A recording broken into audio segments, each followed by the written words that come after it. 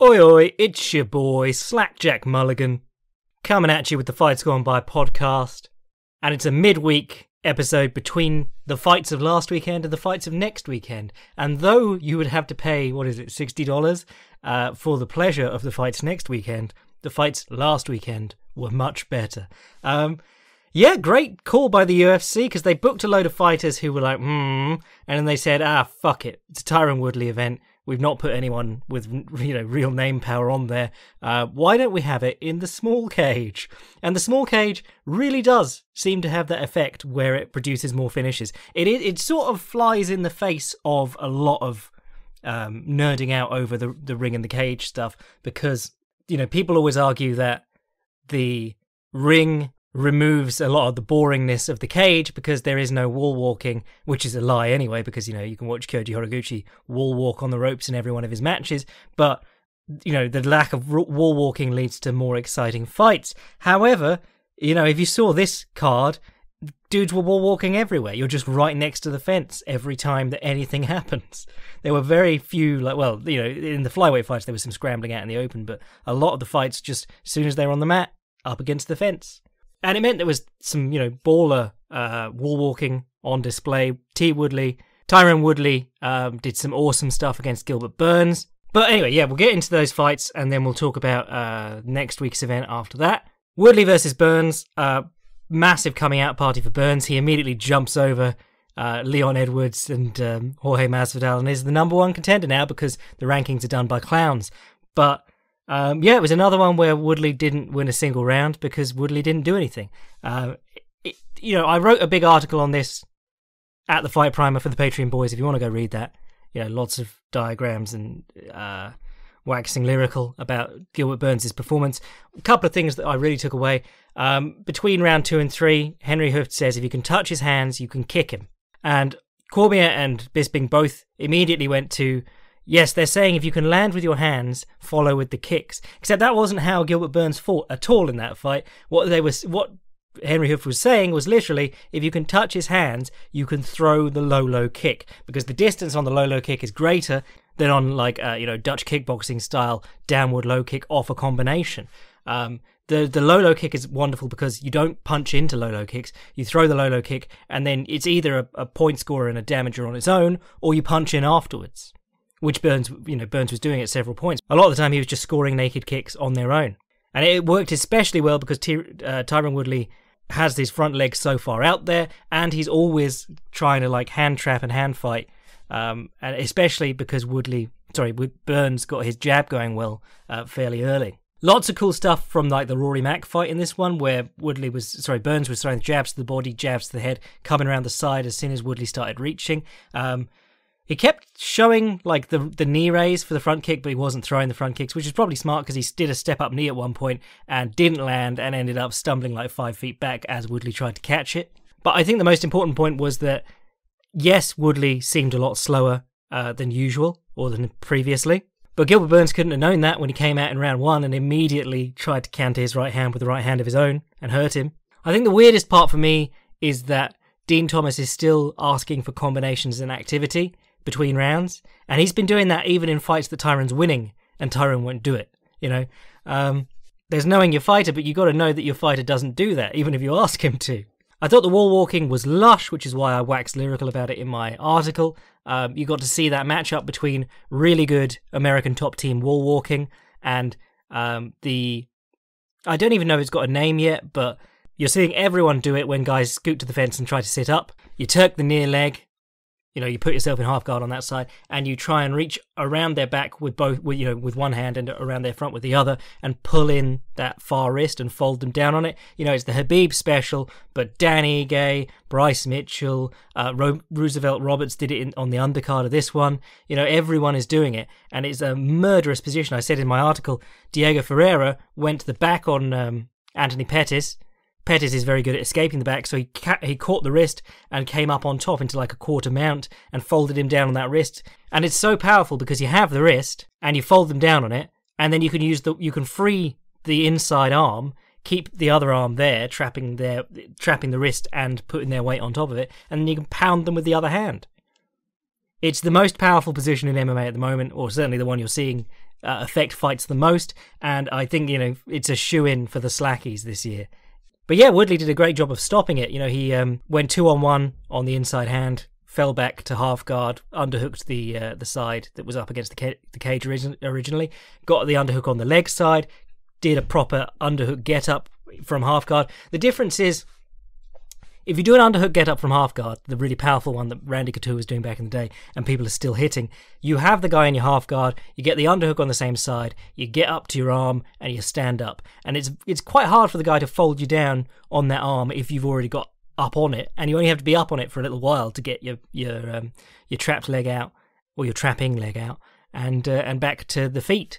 Whereas if you sit up along the fence and the guy hooks your leg and then is reaching across your back, you don't have that underhook and you don't have that strength of position. You don't have the foot outside theirs to start scooting your hip out. The difference between those two get-ups is enormous, and you saw it in about a minute of this fight. It went from the bad position to the good position for Woodley getting up. And Burns went for the guillotine on the underhook get-up, which is Neil Melanson favourite. He was a Black Zillions coach, and Gilbert Burns was a Black Zillion. So yeah, tons of cool stuff on display in that fight. But let's talk about the other fights.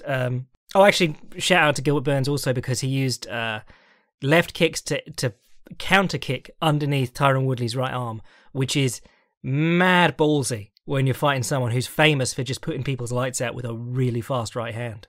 But that's also, and I didn't mention this in my article, but I need to bring it up now, that is also the technique that Jake Shields, granddad speed great Jake Shields, used to kickbox Tyron Woodley. He waited for the right hand. He always had his lead hand up and framing or making a leverage guard. Being there to protect him from the right hand. He didn't really commit to punching at any point, so he didn't have to move his left hand away from the line of the punches. Covered the punch, and every time Woodley threw it, he kicked him in the body with his left leg, and he didn't do a lot of damage, but it was always landing. And if you can kick pretty hard, that's a great way of making a guy's right hand stay at home. Because every time, guys don't give you body kicks, generally. That's, the number one thing. Don't let your elbows get away from your body too far or the guy will kick you. But when they're punching, their elbows have to leave their body, especially if they're throwing like a right straight or a long overhand or anything like that. Well, anything. If they're throwing anything except like short infighting punches, which don't exist in MMA, their elbows have to leave their body and you can kick them. But let's talk about some of these other fights. What did I really like?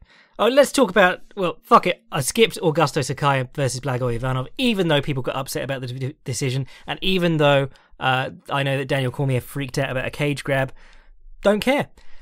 Billy Quarantino, I was like, I hope he wins so that I can use his name as a meme next episode, but Billy Quarantino was really good against Spike Carlyle. Spike Carlyle came out and freaked the geek out in the first round. Very first exchange, the guy tries to take him down. Spike Carlyle downward elbows him in the back of the neck about 5 times. And he's a genius, because if the referee's saying, watch the back of the head while you're doing it, until he's finished saying it, all the strikes you're landing are legal. Or at least they are, de facto. It's not the rule, but that's what you can get away with. So he elbows him in the brainstem about 5 times and gets on top of him and just smashes him for the first round. And first round, hammer goes to tell the referee to get in position, ready to break him when the klaxon goes. Spike Carlyle stands up and walks away, and Billy Quarantino stands up and hits him with a left hook as he's walking away and seems to knock him down. It was hilarious. But that whole fight was just scrambly as fuck. Great fun. And Billy Quarantino, you saw him outlasting him, but Spike Carlyle was still, trying in the final seconds of it. It was just a really good back and forth banger. And Mark Smith is a terrible referee, because, I always remember him from letting Nasrat Haqparast get murdered by Drew Dober. He knocked him down. He was effectively out. He hit him square in the chin about 5 times on the ground. Mark Smith shouts, "Fight back!" And he hits him about 10 more times while he's unconscious. It was just dreadful. But he was dreadful in this. Didn't warn the downward elbow to the back of the neck. Didn't warn the fence grabs that Quarantino was repeatedly doing from the bottom. Did warn a overhead elbow to the face that wasn't 12-6 as 12-6. And did warn Spike Carlyle for turning his back, which isn't in the rules, or we wouldn't have spinning back fists and back kicks. You could maybe say showing timidity, but he wasn't. So, what the fuck are you doing? But what else was good? Roosevelt Roberts versus Brock Weaver was a great scrambly fight. I really enjoy Roberts. I'm just going to go out there and say that. I think I said that when he fought. Who was the blonde dude who got his ass kicked in that fight really badly? Can't remember his name, but they had a great little scrap. But Roosevelt Roberts was sharp with his hands here. There was some really good stuff on the ground. And then the sort of like ending whooping stuff all started happening because he got that Turk along the fence with, the leg hooked, and he folded him down. I don't know if he hooked the leg, but he folded him down on the wrist, started pounding him. Guy had to show his back, and then it was all just sort of like downhill from there. There was mounting and Darth's choke attempt, but it was really good. And then Mackenzie Dern versus Hannah Cifers. I got to say, this didn't go the way I expected, because I knew that Hannah Cifers got owned by Angela Hill on the ground, and Angela Hill isn't a particularly strong wrestler or top player. Striking is more her bag, baby.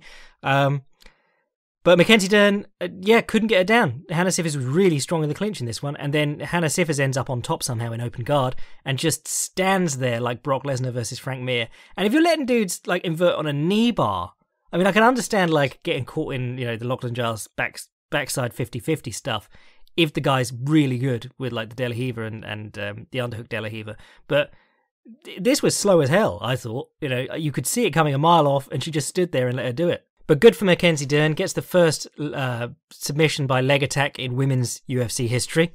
And then on to the undercard, Katlyn Kagan versus Antoninus Shevchenko. I mean, this was the tamest arse whooping I've ever seen. She managed to dominate this girl and always be in position to hurt her, but not really hurt her that much. Lots of ki-eyeing without really doing anything.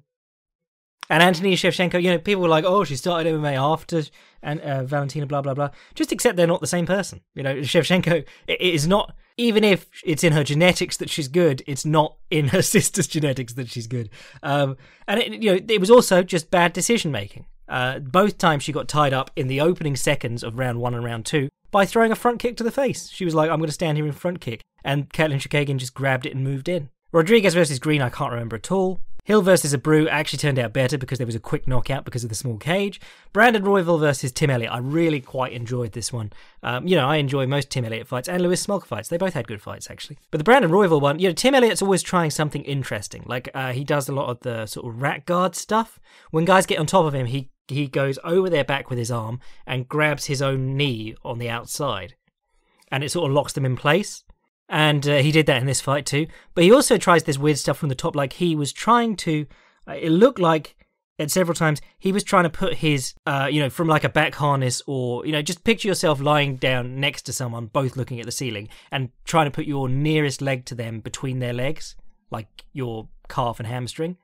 That was like when someone like Barrett Yoshida or, what's that lad's name? Vieira, Alexandre Vieira?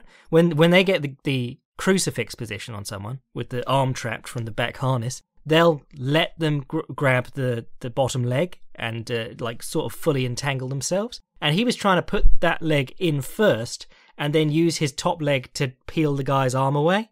It was a really weird move. He was trying to get a crucifix from nowhere. And he tried it several times and ended up on the bottom as a result. But I do like that Tim Elliott tries these inventive things. And he got caught in transition. This is the flyweight situation. You keep rolling around as fast as possible, and then you sort of end up out of position, and the guy just clamps down, and he ends up giving the arm triangle choke. It was a real shame. And then Louis Smolka also lost. I said both of those lads great for a fun fight, and both of them on this card. But Louis Smolka, if you remember in his last fight, actually shout out to Louis Smolka because he's a friend of the podcast, and he sent a photo of himself with Valentina backstage, being like, "I'm with you, girl." I thought he really hit on something in his last fight where he was going to the body. And it wasn't just like a lot of these guys find out where they go, oh, I hit the body once and I winded someone and got a knockout. Better try doing that. But he came out for the last fight like obsessed with the body. He's throwing right, straight, left hook to the body in combination, 2 or 3 punches in a row to the body and some body kicks and stuff like that. And it worked really well, but I was worrying the problem with hitting the body all the time is when you level change for it, you're down there and the guy's going to come back with counters, and he was getting clipped with counters early on in this one, and I thought that was going to be the thing that changed it, but it was actually he got caught while he was punching the head, which was weird because he'd been doing so well to the body. But props to Casey Kenny, I thought he looked really sharp on the counter, and the guillotine choke was money. But I think Louis Smolka, if he sticks with the body work and he gets more practice in doing it, protecting himself throughout. I think that could really be his selling point at that weight class, and I think he can start breaking dudes.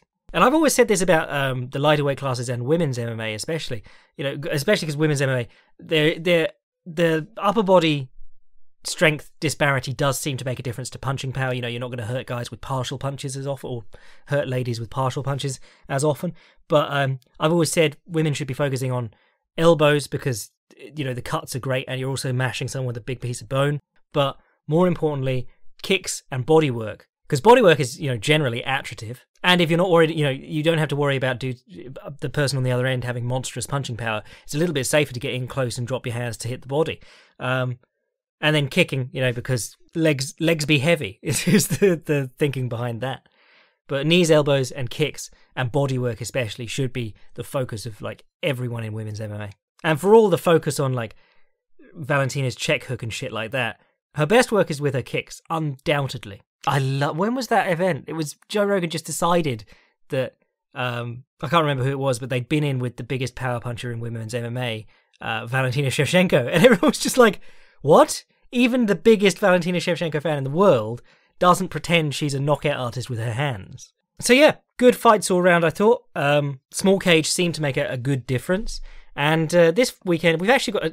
I downplayed him in the early going of this episode, but mainly it's the main event this weekend that's shit. They've actually added at last minute some really good fights to this one. So let's have a talk about UFC 250, which is coming up this weekend. You got Amanda Nunes versus Felicia Spencer. Joke fight, but I would love it if Felicia Spencer pulls it off. She's tough as hell. You saw that against Chris Cyborg. She's a fun grappler, does cool things. She got Megan Anderson to the fence and tried to do tried to dive through her legs for a half guard wizard trap sweep, Nog style. She throws good elbows. She throws lots of high kicks that have nothing on them, but sometimes catch people. And she takes an amazing shot. Amanda Nunes has a 1-2 and a hard low kick and can hit really hard, and that is really what separates her from the rest of the women. Sorry, we have to say WMMA GOAT now. Everyone's obsessed with that, and you're like, really? That's world's tallest midget. It's not that big a deal at the moment. But the good fights, you've got a pair of bantamweight bangers in here. I say bangers, banging matchups. They could be awful in actuality, but it's kind of disappointing that we're not getting them on a fight night. Next week we've got I versus Calvillo, and either of these fights would have made a great 5-round main event. You've got Rafael Assunção versus Cody Garbrandt, and Aljamain Sterling versus Corey Sandhagen. We'll do Sandhagen-Sterling first because I just did a Filthy Casuals guide to Corey Sandhagen. Go and watch it, go and share it with your friends, go and force your wife to watch it on your iPad, no matter what she's doing. Prop it up on your belly. Sterling versus Sandhagen, banger, could well be for the bantamweight title if they weren't fucking around trying to get it on Aldo or Cruz. Sterling has come on a long way, to be honest. He's not... There's been a lot of talk about his striking, and I would say that it's not, super dangerous, but he has managed to get to the point where he really frustrates people on the feet, because it used to just be slappy bollocks. It used to just be all over the place. It'd be can he get them to the ground, or he's going to have awkward striking exchanges and get clipped. But now he's actually, he's using side kicks and stuff well, low-line side kicks. His punches look decent coming off his low-line side kicks and side kicks. And that's the thing, I always point out Andy Hook as an example. Great kicker, shit boxer, but knocked out a lot of good, better boxers with his hands because his kicks set up his hands. And that's what's been happening with Sterling lately. He's been out-kicking guys, out-moving guys, and then he'll suddenly crack them with a 2 or 3 punch combo and you'll be surprised. And they'll be surprised. But always, his strongest suit has been as a wrestler, as a takedown artist, and as a grappler and a top player especially. Sandhagen, meanwhile, again, watch the video, but lots of work behind his jab, especially in his recent couple of fights. Lots of feints, lots of activity. That's what really impressed me against Lineker and Assunção. The level of activity he was able to keep up against a very dangerous puncher in Lineker and against a very awkward counterpuncher in Assunção. Both those guys really have a way of just getting people out of their game, and he really stuck to it and kept up the activity. Good flying knees, good low kicks, relies on the Kimura trap a lot as his takedown defense. Got a question about that later, so I'll talk about that then. But I think it'll be very interesting to see how that matches up with Sterling. I think, one of the things we haven't really seen from Corey Sandhagen is putting him in with good takedown artists who have good setups for their takedowns. Assunção was able to get into grappling exchanges with him, but it was sort of like he'd given up on the striking at that point anyway. You know, it was quite clear. Whereas I think Aljamain Sterling will be able to, you know, muddle his way through at least on the feet and then surprise Sandhagen with some clinches and takedown attempts. Having said that, someone put up an amazing clip of him doing a beautiful entry from his striking and then pulling the guy on top of him with like a failed lateral drop. So yeah, can't wait to see this fight and how it plays out. Sandhagen, what he is good at on the ground, and this is the thing that I pointed out in the Filthy Casuals guide, using the Kimura trap really allows you. It's a jiu-jitsu man's defense to wrestling, and it's sort of like found prominence with Dave Averlan, who was doing it in the ADCC events. You know, he didn't have a great wrestling background, but he was able to defend takedowns with the Kimura. The great thing about the Kimura is either through just like yanking a Kimura or through using the sumigaeshi rather, you know, sit back and elevate them with the inside leg, you can turn a wrestling exchange into a grappling exchange where you are attacking with submissions and back takes. And that's the sort of stuff you want to be doing against strong wrestlers. You know, you want to turn it into a cool positional battle, or you're attacking their arm and the triangle and even the Kimura. Speaking of Rafael Assunção, you've got the Assunção versus Garbrandt fight. I suppose the long-awaited return of Cody Garbrandt, but yeah, he's in a weird place. That Pedro Munoz fight was disastrous, you know, really hurt his stock because we had been like, you know, TJ Dillashaw beat him twice, but that was a dumb decision on his part both times, and also that TJ Dillashaw was juiced at the time. But Pedro Munoz really did a number on him. I think Cody's problem is that his defense isn't great, and when he gets hit, he tends to make retarded decisions and just stand in the pocket and bang. He really needs someone to tell him that you don't have a great chin. Just straight up say it to him. You've got to protect yourself better. There have been plenty of good boxers and fighters who didn't have great chins and protected themselves. He's definitely fast enough to get away with it. He's got the reactions to get away with it. It's literally the choices that he made under fire. And, you know, that's not... Some of that might be being dazed, so I don't want to be too hard on him. But yeah, the Dillashaw fight and the second Dillashaw fight and the Pedro Munoz fight were bizarre. However, in Assunção, he's got a guy who is awkward, yes, but you know what he's going to try and do. He's going to switch stances on you. He's going to try and hit you with one or maybe two good shots as you come in, and he's going to try and keep the pace of the bout low. Here's the thing, though. Cody Garbrandt, when he runs in wildly swinging, good enough to knock out most people. That's how he got Thomas Almeida, and I was like, fucking hell, okay. Well, if you don't have to change what you're doing for Thomas Almeida, you're in a pretty good spot. So he could just run in and smoke Assunção here. I mean, it's quite interesting because they'd given him Assunção, and we sort of thought like, okay, well, at least Assunção probably won't knock him out because Assunção never finishes anyone. But equally, from the other side, Assunção gets a good chance at a finish here, and that would help him enormously because he's always been very, very good, nay, you know, maybe even great. And nobody's given a fuck because his fights are always going the distance. You know, he's never got really like a highlight reel or any highlights from these fights. He's just crafty and good and not a particularly interesting personality either. Very interested to see how that plays out.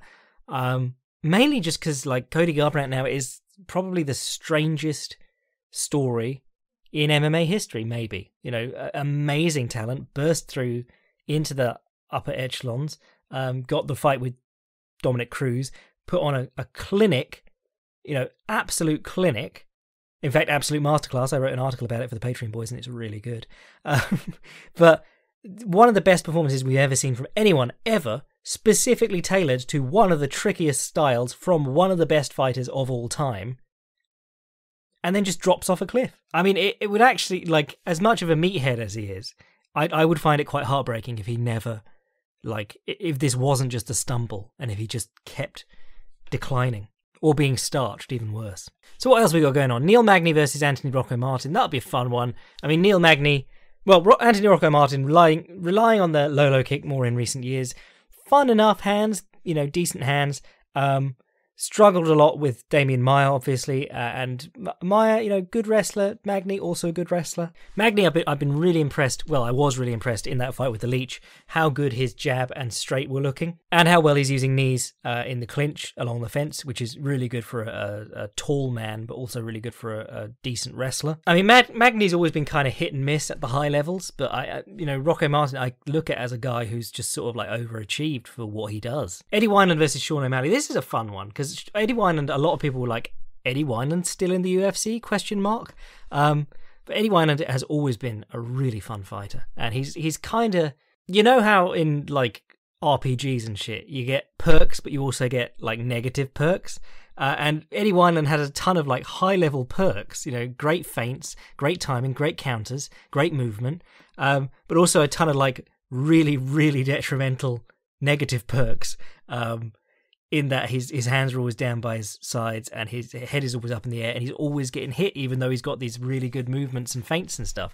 You know, he's really been on a slump since the Henin Barao. Well, not a slump since the Henin Barao fight, but the Henin Barao fight was sort of like the peak of what he was doing because he was really good in that fight. He basically showed the blueprint for beating Barao, and I wrote an article subsequently called "Killing the King, Henin Barao," and then TJ Dillashaw did that and went on Rogan and was like, I read this article called Killing the King, Henin Barao.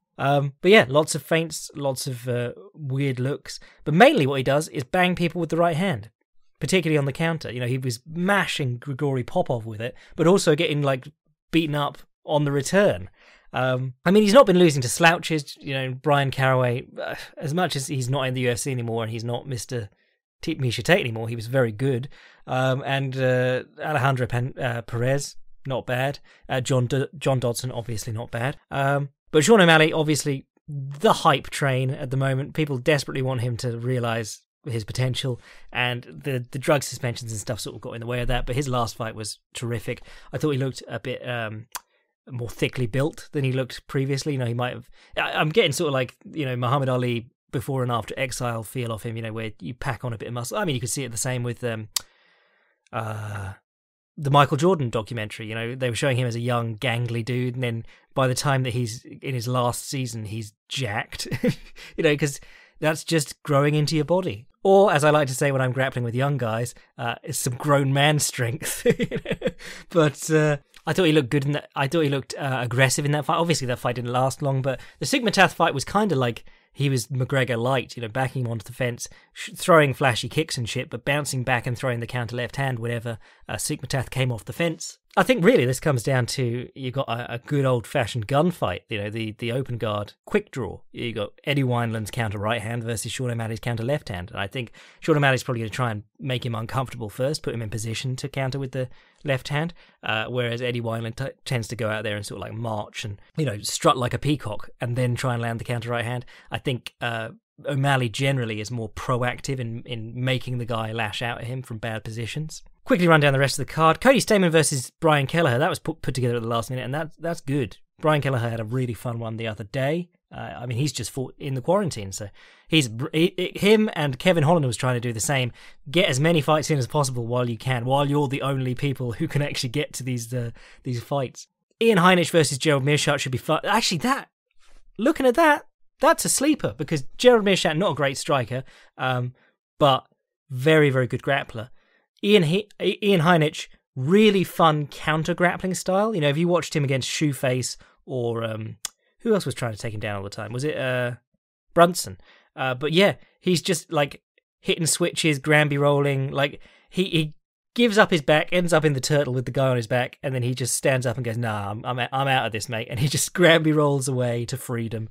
I love watching a bit of Heinisch, actually. His striking, like he prides himself on his striking, and it's like, you know, because his whole thing is counter-grappling, and then he's supposed to be the striker, but really he just counter-grapples, and you go, oh, that was the high point of the fight, and then you don't really care about his striking, because it isn't that effective, to be brutally honest. And then you got Alex Caceres versus Chase Hooper. Who gives a shit? Alonzo Menifield's back versus Devin Clark. That could be fun. And Alex Perez versus Jussier Formiga. How is I suppose he's the featured prelim, but Jussier Formiga, you know, forever top 3 lightweight flyweights in the world. But will never, ever get his title shot. And then Evan Dunham's back against Herbert Burns. Oh, Herbert Burns. We like Herbert Burns. He's Gilbert Burns' little brother. So all in all, dog shit main event aside, you know, and having to pretend that that's a real division and a real title, pretty good lineup, which annoys me because people will buy it now. And they'll go, cool, we can headline more events with shitty women's featherweight fights. Side note, Felicia Spencer, since losing her last featherweight title fight against Cyborg, fought the girl whose only UFC fight was to come in and lose to Megan Anderson, and that's how she got her title shot. Fucking amazing, eh? Let's do a couple of questions. Alright, Slacky, long time listener to the pod. I'm always trying to push Fights Gone By overseas. on my Aussie, American and European chums. Sure, we all enjoy Rogan and Ariel, etc., but sometimes I want my breakdown with a heavy serving of sarcasm and a good swig of tea. In the recent Cody Garbrandt feature on UFC Countdown, there was a beautiful moment where they show Cody off working with Mark Henry and with Ricardo Almeida. Cut to Cody explaining to the camera that he's still Team Alpha Male for life, yo, and just needed to mix things up, implying that he's nothing like that dirty snake TJ, even though his path and reasoning clearly mirrors TJ's. No question there, just thought it was hilarious. A couple of unrelated questions for you. Did you catch Trevor Whitman and Gaethje on Rogan, and what did you think of Whitman's gear? I think his gloves and shins look superb. I see no reason why the UFC can't trial these gloves and something like the Contender Series, or pick a regional scene and hook them up for some field testing. Don't suppose you've had hands-on with any of his equipment. Also hilarious how Trevor Whitman goes into an impression of Justin. He puts on the derpiest Hmong voice going while sat right next to him. It seems like these two have a fantastic fighter/coach relationship. Yeah, I'll answer that one. The Whitman JRE. JRE is interesting because like it's supposed to be the new form of media, and I think for a little while it was. But now he's going to Spotify, and Spotify offered me something like a few months ago, and I was like, nah, I don't want to do that. Obviously not $100,000, but now I'm like, oh fuck, maybe I should have. But that's sort of limiting his reach, I suppose. And it's going to be interesting to see how that plays out. But also, like, he really does get on some absolute quacks. Between like alt-light people he gets on, like Milo. He's also got like almost anyone who's involved in it is a bit of a hack, and people who have like biohacker in their Twitter bio. That's a big red flag on Rogan. But sometimes he has really interesting guests. Like his one with Dorian Yates was terrific fun. His one with Whitman and Gaethje was great fun. Actually, his MMA ones with other MMA fighters are always interesting. I think he's just like, he has a lot to do, and he's sort of like gone through he has his phases, and he focuses on things like, you just keep bringing up the same stories in that phase. And I suppose that's the sort of downside of living half your life on air. All your interesting stories end up getting reused and tiring people out. Oh, and he has Elon Musk on his like face-saving tour the other week. But yeah, the Whitman episode was terrific fun, and he was talking about position, which is something we talk about all. Well, I don't know if I talk about it that much anymore because I hate retreading old ground. I don't want to feel like I'm doing the same shit over and over again. But positioning in striking is so important. We always talk about like these slight angles and these major angles, and you don't really get major angles unless something goes wrong on the other guy's part. But you take minor angles because you can hit him better from minor angles, and if you take a minor angle, you force the guy to turn. You can catch him while he's turning, and that's the sort of stuff that Whitman's talking about when he says position. And he says position will help you slightly win a round, and then from those positions, we can start trying to land big bombs and put the guy away. And that's what you really get when you watch someone like Rose Namajunas fight, and you get it more with Gaethje now. And I just thought it was a really enlightening episode of the podcast. He was talking about his gear, and I knew that Whitman made gear, and I found that really interesting because it's something that I wanted to look into for a little while. There's old clips of him in like 2012 on his sewing machine making stuff. And I think with the glove stuff, like there have been plenty of practical solutions put forward, mainly like the curving of the glove and things to stop the guy opening their hand. But unless the UFC does something, it's never going to happen, because the UFC said in like 2009, we're working on the gloves. And they haven't. They did fuck all. I don't know why they don't give a shit, but they don't. But yeah, getting him in on like LFA or wasn't Invicta supposed to be trying open scoring before the world ended?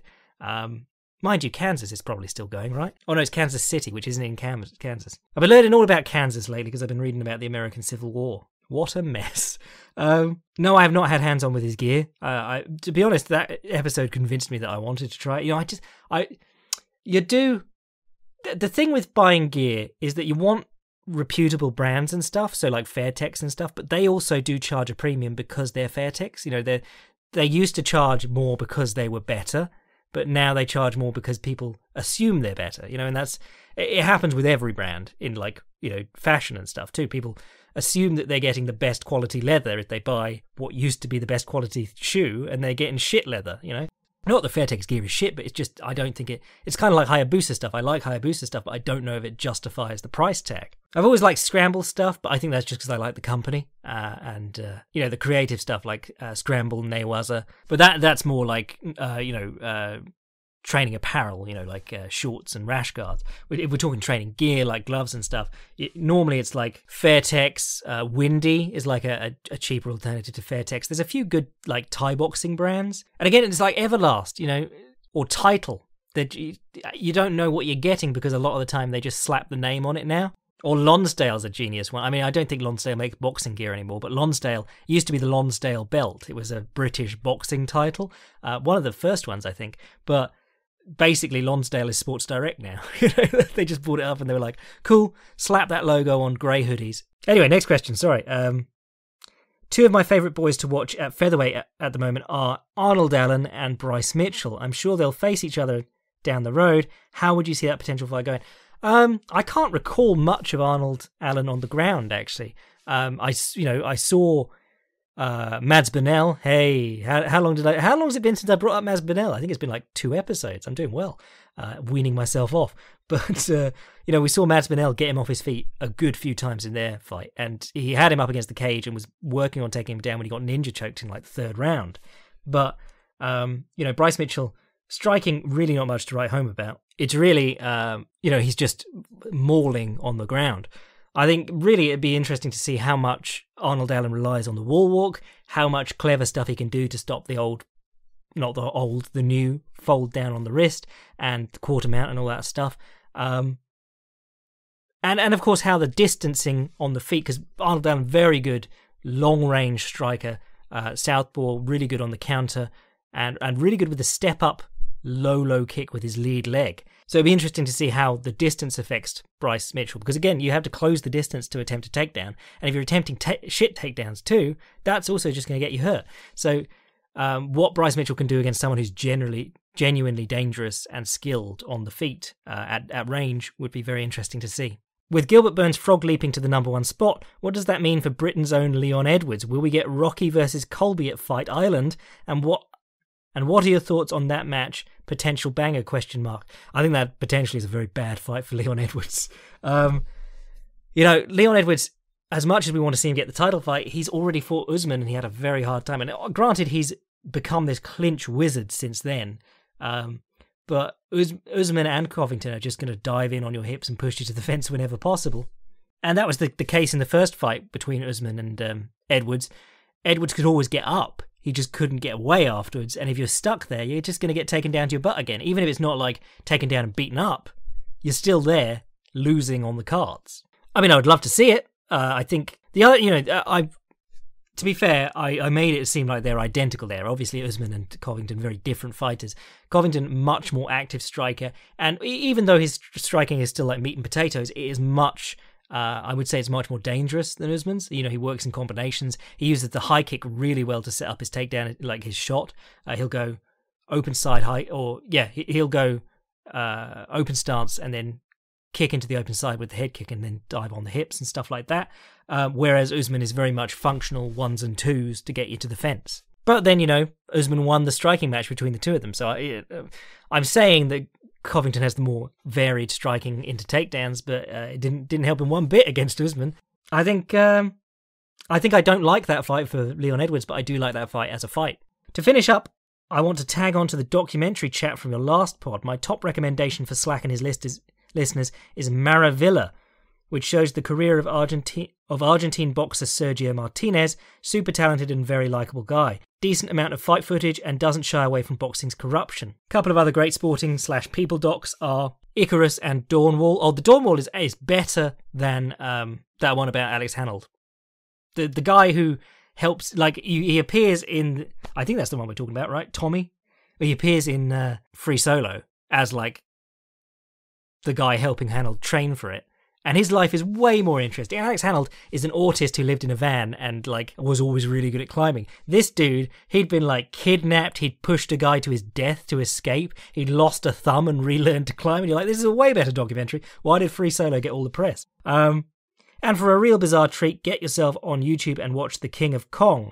This is a doc about the guys who compete for the world record score in Donkey Kong. But what starts out as a look at some odd nerdy guys quickly turns into a tale of espionage, sabotage, narcissism, and villains that Game of Thrones would be proud of. It's a wild ride. Cheers, Jack. Valentina's sister getting smothered for 5 rounds. Clearly only one perfect human being in the Shevchenko family. Bless your boy, Dreadlock Kickboxer.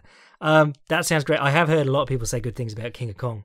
Cheers, Dreadlock Kickboxer. Right, I reckon that'll do us for this week. I'm going to have Slacky's Film Room coming later in the week. I've been fucking around doing parallaxing on Kazushi Sakuraba photos just to have some stuff in the, some artsy stuff to look at in the breaks in the next episode in that Kazushi Sakuraba Filthy Casuals guide. But yeah, I think a film room's in order. I think I'll probably do a double episode setup, so we'll do some for the plebs and then some for the Patreon boys.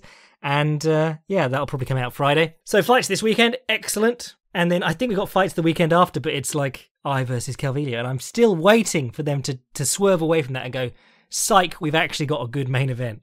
But it hasn't happened yet. Anyway, I'm your boy Jack Slack, and I will catch you next week. Gilbert Boo-urns bless.